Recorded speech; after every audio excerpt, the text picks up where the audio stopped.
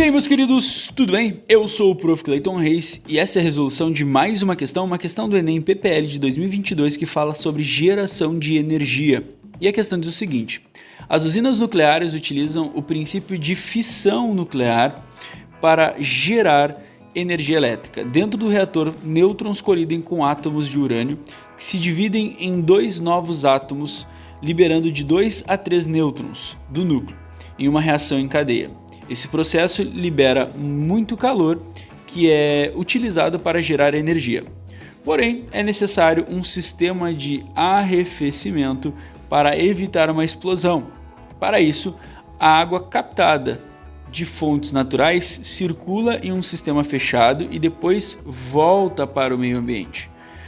Caso esse sistema não ocorra de maneira adequada, será gerado um impacto negativo. Por quê? E aí cabe a gente então decidir qual é esse impacto negativo. Para ficar um pouco mais fácil, a gente vai desenhar os circuitos de transformação de energia de uma usina nuclear, tá? E basicamente a gente tem 3 circuitos, né? O circuito primário, que seria exatamente o que, professor? O circuito primário é a parte então da usina nuclear que vai fazer a fissão nuclear, que vai justamente então gerar a energia utilizando a matéria-prima principal. Então aqui é onde ocorre a fissão nuclear.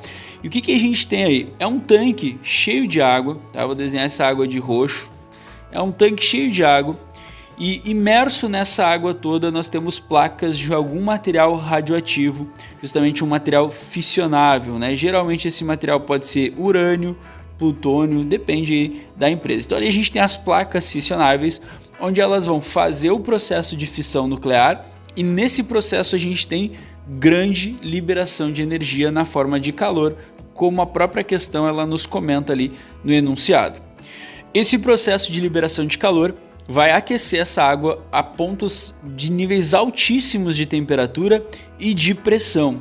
E através de um encanamento, essa água vai ser levada para dentro do nosso circuito secundário. O circuito secundário, ele também vai ser um circuito com um tanque. Deixa eu desenhar ele aqui um pouquinho, tá? Para ficar mais fácil da gente entender, eu vou desenhar ele, o tanque de verde, né? Ele também vai ficar dentro de um tanque. E justamente esse circuito também tem água. Vale lembrar que o circuito primário, a água do circuito primário, que está ali em meio à fissão, ela não tem contato com a água desse segundo tanque.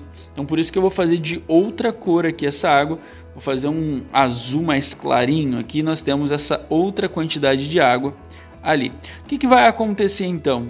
Essa água muito quente que passa por esse encanamento, ela vai fazer uma liberação de calor para esse segundo circuito. Então ela vai começar a liberar uma grande quantidade de calor, justamente porque ela está muito quente, fazendo com que essa água desse segundo circuito, ela, deixa eu botar aqui o segundo, né, para a gente não esquecer, ela aqueça, evapore e vire vapor a grande pressão. Esse vapor, através de um encanamento, vai ser levado para a turbina, justamente para quê? Para movimentar a turbina e fazer essa turbina girar, movimentando então o gerador e através daí fazendo a geração de energia. Então aqui a gente vai ter uma turbina, né? Deixa eu desenhar aqui o que seria mais ou menos a turbina. Aqui nós temos uma turbina e essa turbina ela vai estar ligada diretamente no gerador. E esse gerador ele vai produzir energia elétrica, levando essa energia elétrica através do cabeamento para as cidades. Mas o nosso foco aqui é a matriz de energia, né? O que a gente tem daí? Bom, esse vapor ele precisa voltar a ser água para voltar para o tanque e o ciclo permanecer. Então a gente precisa de alguma maneira fazer esse vapor voltar a ser água para voltar para o tanque. E senhor, como que a gente faz isso? Bom, daí a gente tem o terceiro circuito, né? O terceiro circuito, o que ele vai fazer? Ele vai coletar água de uma fonte natural ali, como a questão fala, né? Imagina que aqui a gente tem um rio, alguma coisa assim.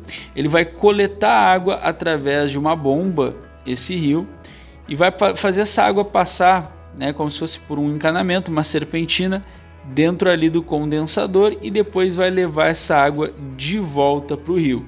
Então, para deixar bem claro, né? a água ela entra por aqui, ela vai entrar na temperatura do rio, uma temperatura mais baixa, né? Ela vai, ao passar por aqui por dentro, ela vai coletar esse calor desse vapor, transformando esse vapor em água líquida novamente e vai voltar para o rio. Só que quando ela volta para o rio, ela volta numa temperatura mais alta do que quando ela saiu, justamente porque ela acaba coletando esse calor, né, devido à diferença de temperatura entre ela e o vapor que está ali dentro. Então isso seria o terceiro circuito, né? E justamente vale lembrar que esse circuito, ele não tem a água desse rio, ela não tem contato nenhum com a fissão, então não tem como essa água ficar contaminada, radioativa ou alguma coisa do tipo, né? Porque tu percebe que se for tudo feito da maneira correta, essas quantidades de água elas não têm contato. A água da fissão ela passa por um encanamento que é diferente do encanamento ali que vai gerar e passar pela turbina, que é diferente do equipamento de arrefecimento, que no caso seria esse último aqui, o nosso terceiro circuito. Então, se tu entendeu como esse circuito funciona, tu vai ver que a resposta que melhor se encaixa, né, o problema aí que pode ser gerado se não for feito de maneira correta, é o da alternativa C, que justamente é a resposta para essa questão, que é o que? Se não for feito de maneira adequada, a água que sai aqui, né, a água que volta para o rio, ela pode voltar muito mais quente.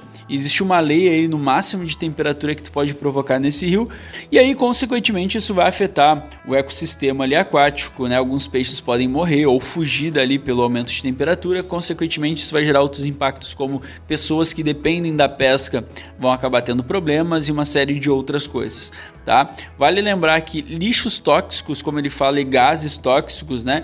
Gases tóxicos não acontecem porque aquelas chaminés que a gente vê, né, nesse tipo de usina, liberando lá aquela fumacinha, se for uma usina nuclear, essa fumacinha que sai aqui, ela é nada mais nada menos do que vapor de água, então ela não é um gás tóxico. Gases tóxicos a gente tem em usinas termonucleares, onde ocorre a queima de um combustível e aí consequentemente o gás tóxico acaba sendo liberado.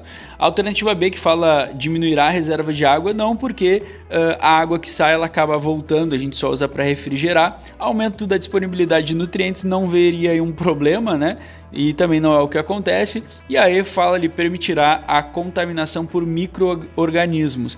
Então tu percebe que não se encaixa, né? Não entra questão de micro-organismos nesse processo, é simplesmente utilização de água do rio para refrigeração. Então o maior problema é o problema de temperatura aumentando aí no ecossistema.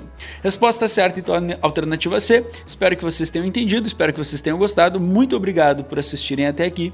Fiquem ligados aí nas próximas resoluções. Era isso, bons estudos para vocês e tchau, tchau!